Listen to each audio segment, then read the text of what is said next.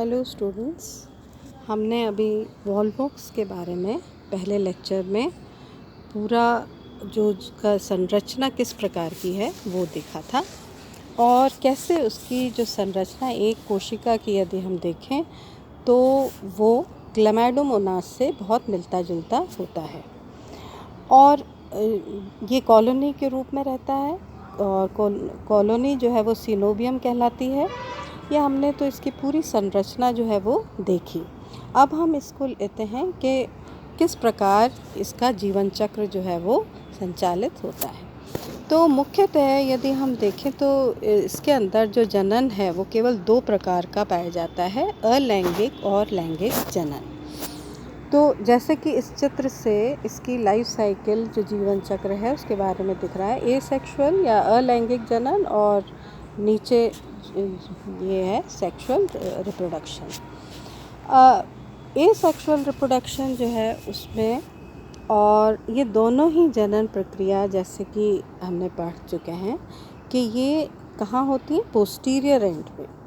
तो जो हालांकि ये गोलाकार संरचना होती है पर तभी भी इसमें एंटीरियर और पोस्टीरियर एंड जो है वो उसके हिसाब से जो उनका कार्य है उस हिसाब से विभाजित रहते हैं। जो अग्रभाग है वो फोटोसिंथेसिस प्रकाश संश्लेषण का कार्य करता है, फूड मैन्युफैक्चर का, और नीचे का या पोस्टीरियर एंड जो है वो रिप्रोडक्शन या जनन क्रिया में उसकी कोशिकाएं जो है वो सक्रिय रहती हैं। तो सबसे पहले हम लेते हैं इसमें अलैंगिक जनन।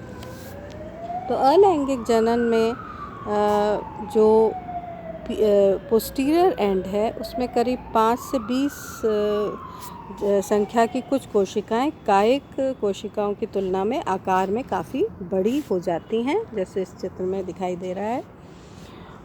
और उसमें फिर जो है आकार लगभग गोलाकार हो जाता है और फिर ये इसको गोनीडियम कहते हैं।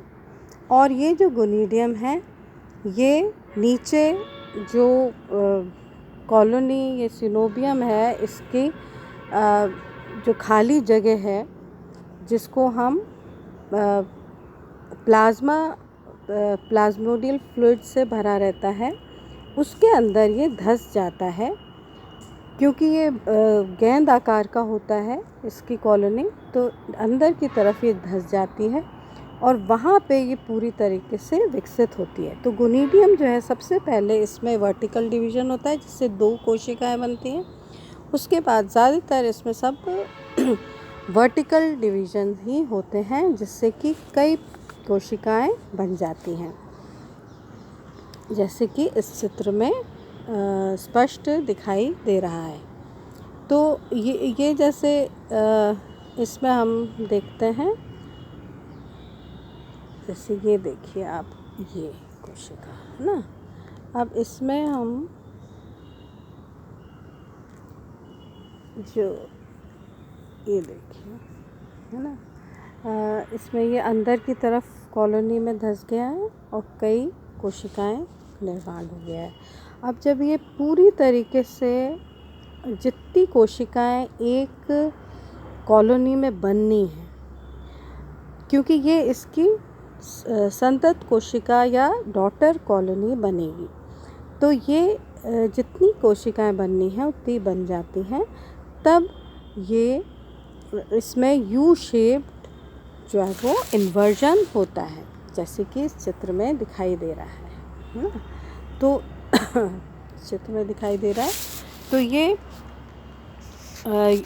इसको सबसे पहले जो है इसमें जो व्यवस्थित रहती हैं जब 8 कोशिकाएं, तो इसको प्लेकियस स्टेज कहते हैं। उसके बाद जो है वो होलोस्फीयर जब फियालोपोर बन जाता है और पूरी तरीके से कोशिकाएं जो है वो विकसित हो जाती हैं, तब इसमें ये इन्वर्जन होता है। अंदर की कोशिकाएं बाहर और बाहर की कोशिकाएं अंदर हो जाती हैं, जिससे कि पहले जो ये कोशिकाएं जो है वो इसका जो फ्लैजिला है वो अंदर की तरफ दिखाई दे रहा था वो बाहर की तरफ हो जाता है।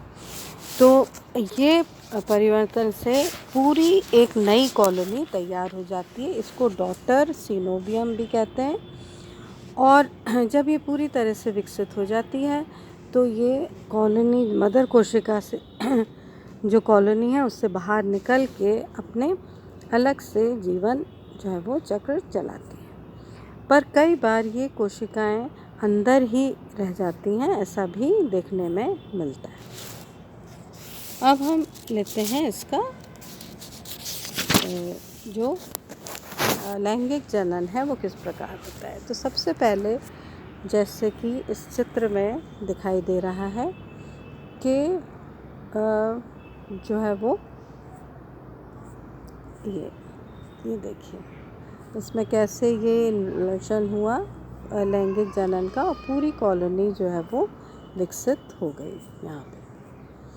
अब जो एंथ्रोजॉइड्स का निर्माण जो है वो कैसे होता है, तो एंथ्रीडियम सबसे पहले बनता है। उसमें भी जो भी कोशिकाएं हैं जो एंथ्रीडियल इनिशियल बनाती हैं वो और कोशिकाओं के आकार से बड़ी हो जाती हैं। उनका जो फ्लैजिला है वो लुप्त हो जाता है और अंदर की तरफ धंस जाता है। जो नीचे इसमें स्पेस होती है उसमें ये धंस जाता है और अंदर जीव द्रव्य में जाके ये विभाजन करता है। सबसे पहले ये 8 कोशिकाओं का निर्माण करता है। इसका प्लेकिया स्वरूप में ही व्यवस्थित रहता है और उसके बाद ये करीब 16 से 120 के करीब जो है वो खंड हो जाते हैं, जिसमें कि हर एक जो है वो अलग अलग रहता है। इसमें ये आपस में जुड़े हुए नहीं रहते क्योंकि ये लैंगिक जनन प्रक्रिया हो रही है, तो इसमें एंथ्रोजॉइड्स का निर्माण होगा। एक कोशिका जो है वो एक एंथ्रोजॉइड बनाती है।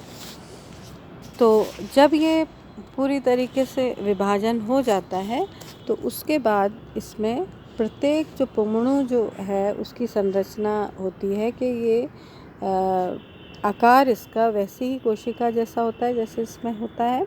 लंबी पतली तरकु रूपी होती है और इसका रंग जो है वो पीला होता है और 2 कशाभिका या फ्लैजिला इसमें पाए जाते हैं। जैसे कि जो ओरिजिनल जो कोशिका है का एक कोशिका उसमें होता है, उसी प्रकार से एंथ्रोजॉइड भी वैसा ही बनता है, आकार छोटा होता है।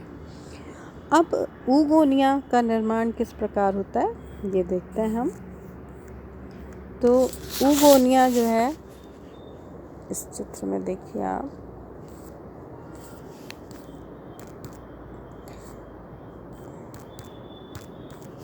ऊगोनिया इसमें